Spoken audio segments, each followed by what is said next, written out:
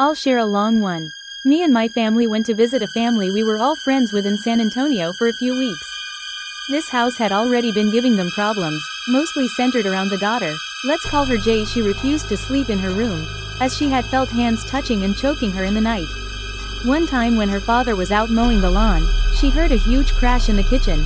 They had a pot rack, and every single pot on the rack had been thrown off their hooks at the same time, among other incidents later on.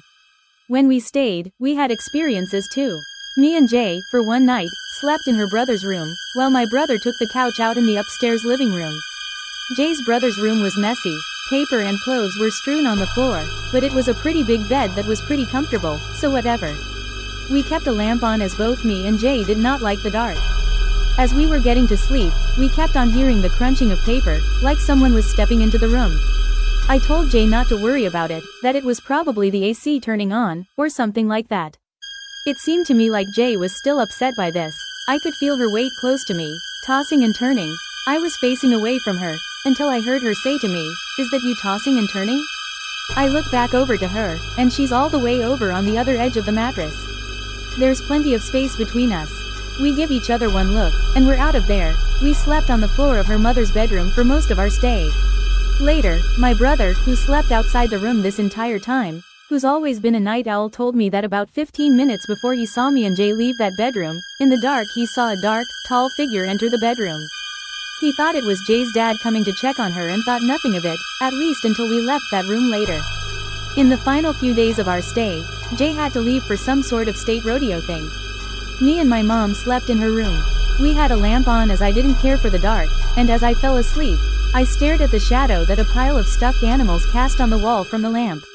I woke in the middle of the night, wasn't sure of the time, and saw that another shadow had been cast over that pile of toys and onto the wall.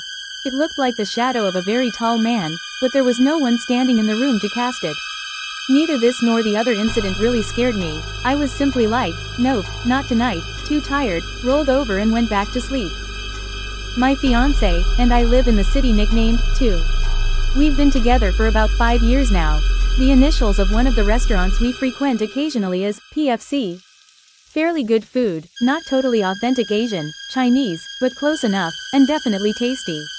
After eating there for many years, one early evening around November 2015, at just about dusk, we arrived once again for a tasty dinner. We were seated in one of the middle, semi-circle booths along the front wall to the north side of the entry, left as you walk in. These booths are a little higher than all the other tables that are out on the floor, and are about 8 to 10 feet from the booths. When we were first seated that evening, there was an older couple in their 70s till the 80s, who were just about ready to leave. My girlfriend seated herself with this older couple to her back, and I scooted over next to her from the opposite side, on her right.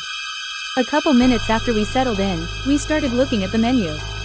From where I sat, I easily noticed the older couple had just paid their bill, and were leaving. Because of her position in the semicircular booth, my girlfriend never saw them leave. Within about 1 minute after they had walked out, she had a sudden look of sheer surprise on her face, and instantly asked me, "Did you hear that?" I said, "Hear what?"